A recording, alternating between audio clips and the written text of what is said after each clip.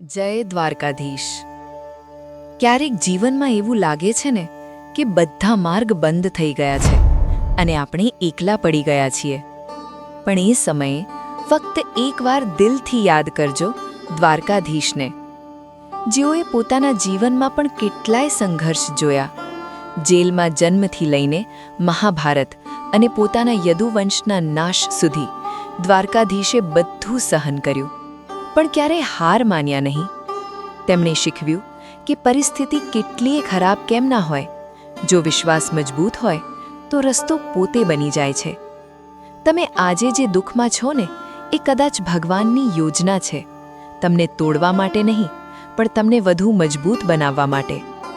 ક્યારેક દ્વારકાધીશ તમને રાહ દેખાડે છે અને ક્યારેક તમને રાહ જોવડાવે છે, પણ એક વાત યાદ રાખજો, દ્વારકાધીશ ક્યારેય પોતાના ભક્તને એકલા નથી છોડતા।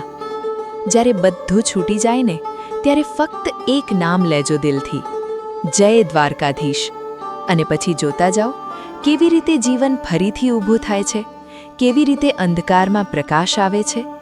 કારણ કે જેના ઉપર દ્વારકાધીશનો હાથ હોય એને દુનિયાની કોઈ તાકાત હરાવી નથી શકતી। તો ઊભા થાઓ, ફરીથી શરૂઆત કરો અને વિશ્વાસ રાખો।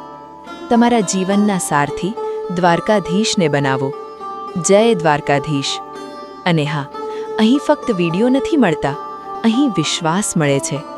જો તમને વિડીયો ગમ્યો હોય તો કોમેન્ટમાં જય દ્વારકાધીશ લખવાનું ભૂલતા નહીં। જય દ્વારકાધીશ।